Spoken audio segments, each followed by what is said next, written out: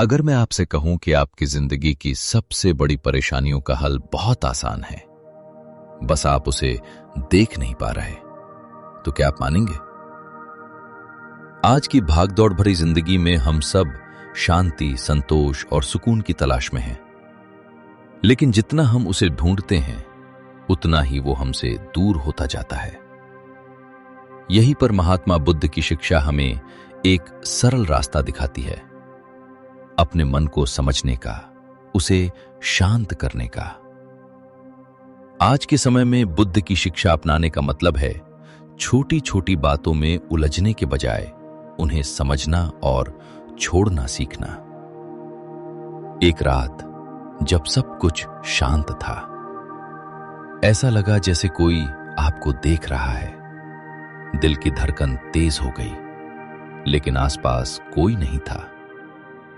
अजीब बात यह थी कि डर बाहर से नहीं, अंदर से आ रहा था। क्या कभी आपने महसूस किया है कि सबसे बड़ा डर किसी और से नहीं, बल्कि अपने ही मन से होता है?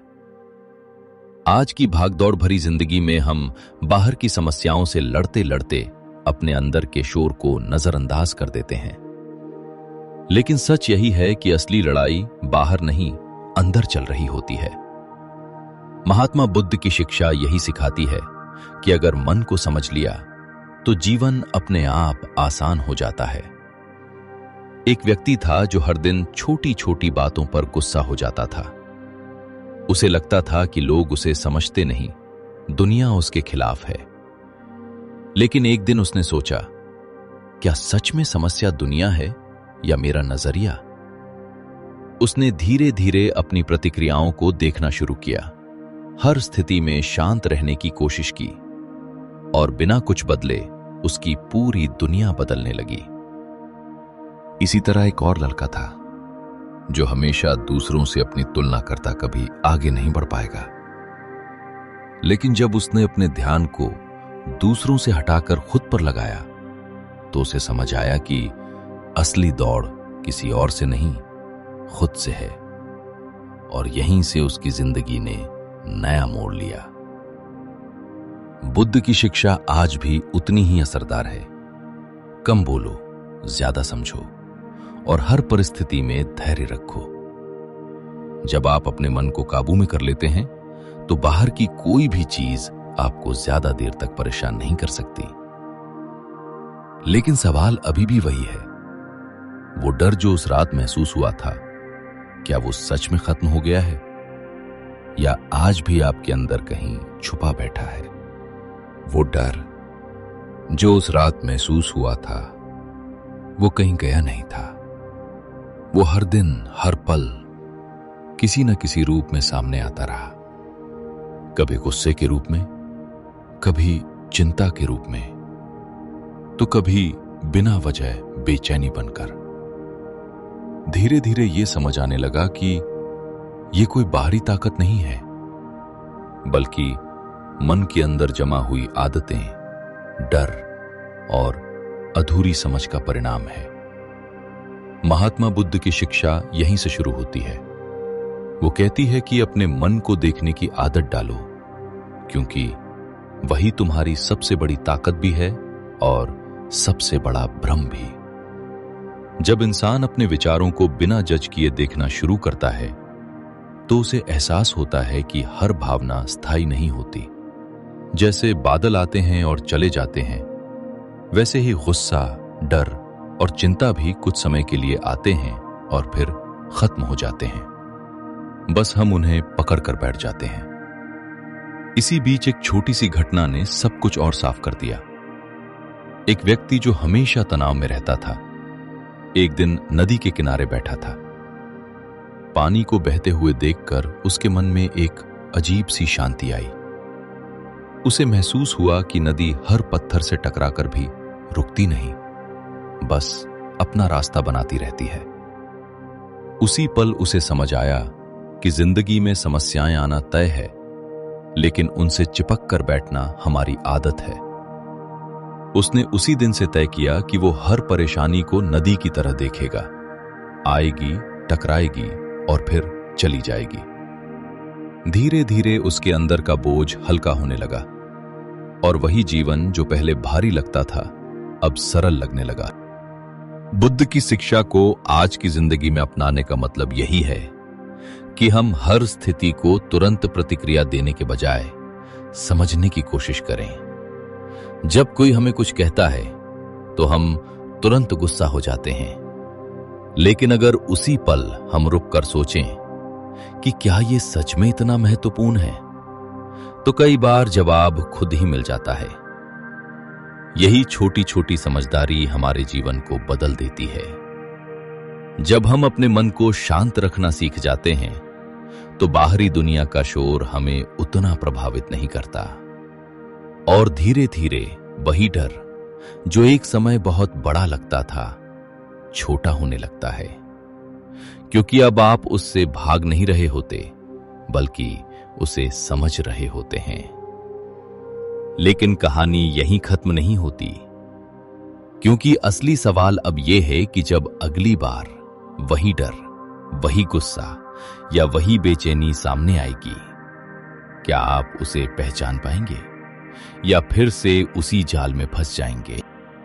कहानी अब उस मोड़ पर आ चुकी थी जहां समझ और आदतों की असली परीक्षा शुरू होती है, क्योंकि सच ये है कि ज्ञान हासिल करना आसान है, लेकिन उसे हर रोज जीना ही असली चुनौती है। कुछ दिन तक सब ठीक चला, मन शांत रहा, प्रतिक्रियाएं कम हुई और जीवन हल्का लगने लगा। लेकिन फिर एक दिन अचानक वही पुरानी स्थिति सामने आ गई। किसी ने कुछ ऐसा कह दिया जो दिल को चुभ गया और पल भर में वही गुस्सा, वही बेचैनी फिर से उभर आई। ऐसा लगा जैसे सारी समझ एक झटके में खत्म हो गई हो। यहीं पर ज्यादातर लोग हार मान लेते हैं, लेकिन बुद्ध की शिक्षा कहती है यही वो पल है जहां आपको रुकना है, भागना नहीं। धीरे धीरे ये एहसास होने लगा कि बदलाव एक दिन में नहीं आता, ये एक प्रक्रिया है। जैसे एक किसान बीज बोता है, वो अगले दिन फल की उम्मीद नहीं करता।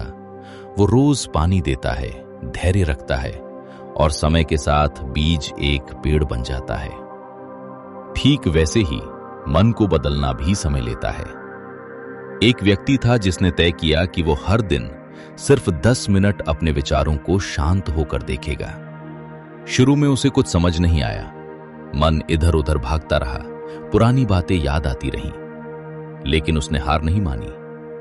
कुछ हफ्तों बाद उसे महसूस हुआ कि अब वो हर बात पर पहले जैसा प्रतिक्रिया नहीं देता। जो चीजें पहले उसे परेशान करती थीं, अब उतनी भारी नहीं लगती थीं। इसी दौरान एक और छोटी सी घटना ने उसे और गहराई से बदल दिया। एक दिन उसने देखा कि एक छोटा बच्चा मिट्टी से खेलते खेलते गिर गया। कुछ पल के लिए वो रोया, लेकिन फिर उठकर वापस खेलने लगा, जैसे कुछ हुआ ही ना हो। उस दृश्य ने उसे सोचने पर मजबूर कर दिया। हम बड़े होकर हर छोटी बात को इतना क्यों पकड़कर बैठ जाते हैं? क्यों हम पुराने दर्द, गुस्से और गलतियों को बार बार याद करके खुद को ही तकलीफ देते हैं? उसी दिन उसने तय किया कि वो भी उस बच्चे की तरह हर स्थिति को आने और जाने देगा, उसे अपने ऊपर हावी नहीं होने देगा। बुद्ध की शिक्षा का असली मतलब यही है, जीवन को सरल बनाना। कम सोचो लेकिन सही सोचो, कम बोलो लेकिन सोच समझकर बोलो, और सबसे जरूरी, हर परिस्थिति में खुद को संभालना सीखो। जब आप ये समझ जाते हैं कि हर भावना अस्थायी है, तो आप उसे पकड़कर नहीं बैठते, और यहीं से असली शांति शुरू होती है। लेकिन कहानी अभी भी पूरी नहीं हुई है, क्योंकि अब एक आखिरी सवाल बाकी है। क्या आप इस समझ को अपनी रोजमर्रा की जिंदगी में निभा पाएंगे, या फिर ये सिर्फ सुनने तक ही सीमित रह जाएगी? कहानी अब अपने आखिरी मोड़ पर है, लेकिन असली अंत यहां नहीं, यहीं से एक नई शुरुआत होती है। क्योंकि जब इंसान समझने लगता है कि जीवन की सबसे बड़ी लड़ाई बाहर नहीं, अपने ही मन के भीतर चल रही है, तब उसका देखने का नजरिया पूरी तरह बदल जाता है। अब वही परिस्थितियां जो पहले उसे हिला देती थीं, उतनी भारी नहीं लगती।